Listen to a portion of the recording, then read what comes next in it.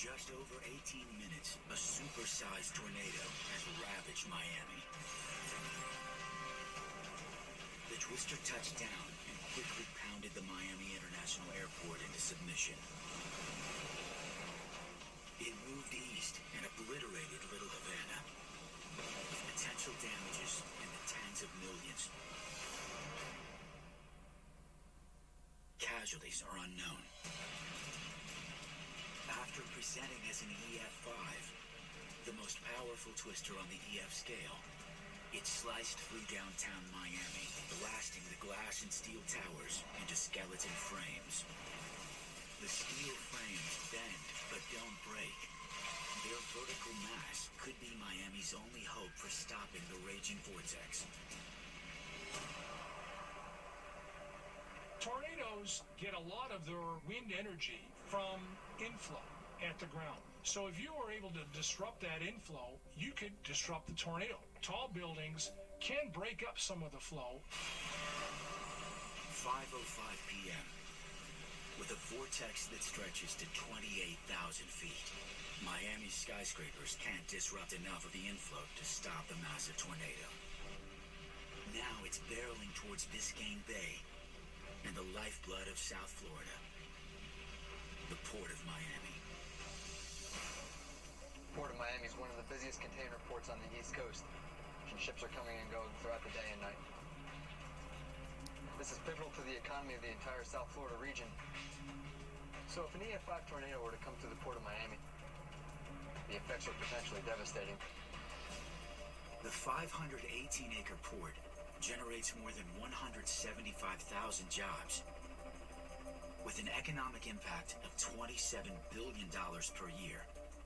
It's called the Cargo Gateway of the Americas, handling more than 7 million tons of commercial goods a year. The port is also considered the cruise capital of the world, the point of departure for 1 in every 7 cruise ship passengers on the planet.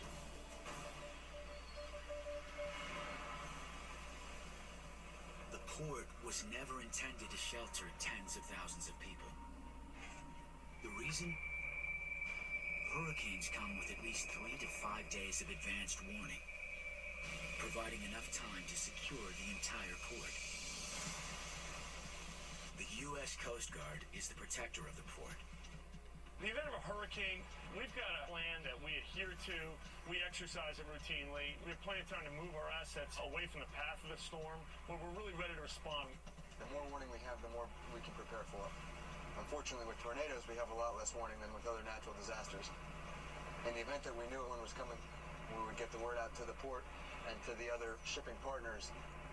Please lower your cranes. Please double up the lines on the large container ships. Please take as many precautions as you have time to. And we would try to clear the channels and clear the waterway of these hazards as soon as possible.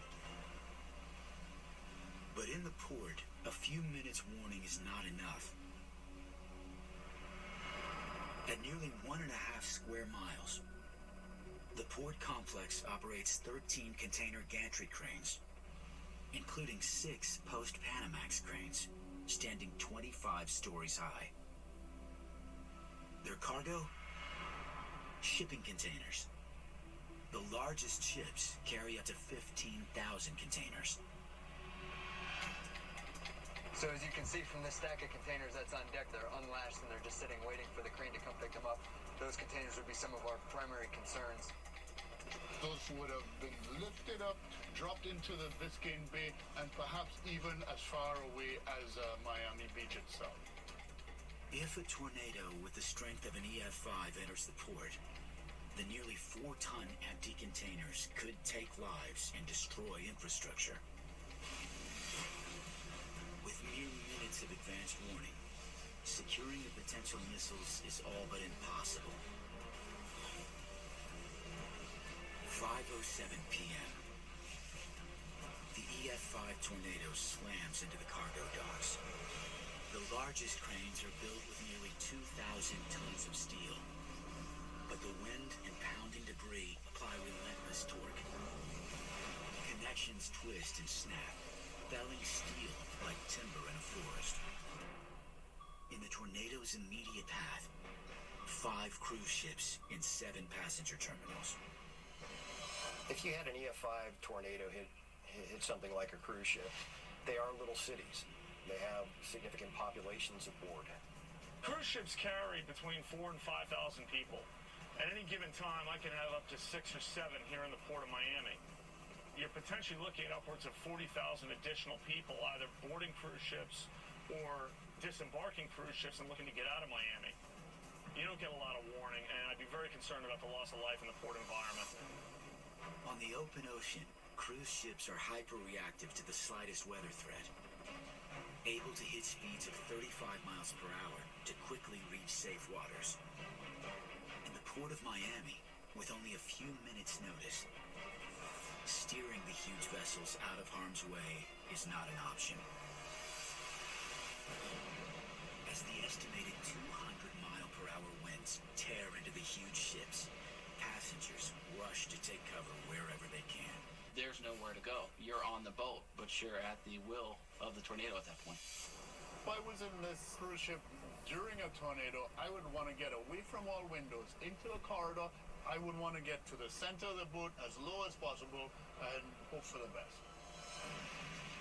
For thousands of terrified passengers, the ships are shelters from the debris storm, but they can't stop the inevitable. Massive winds move large ships. Modern cruise ships are built with lightweight aluminum and carbon composites, allowing designers to stack more cabins above decks, some exceeding 20 stories above the waterline. More cabins means a taller ship and a bigger target.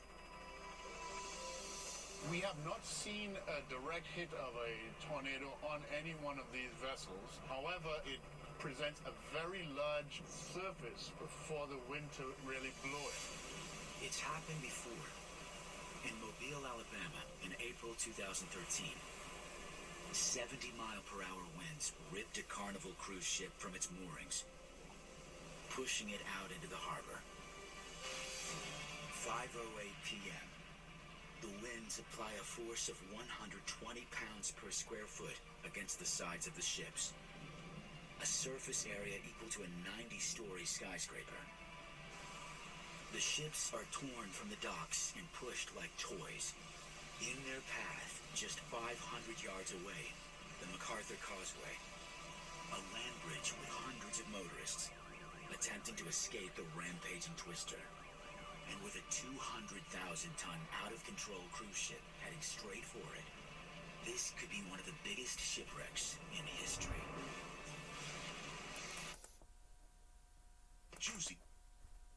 Santa Car.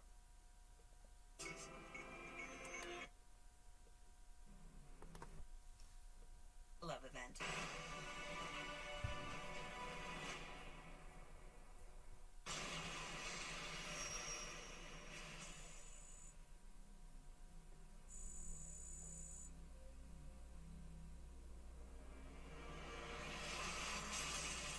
The perfect storm has touched down in Miami, and it's showing no sign of letting up.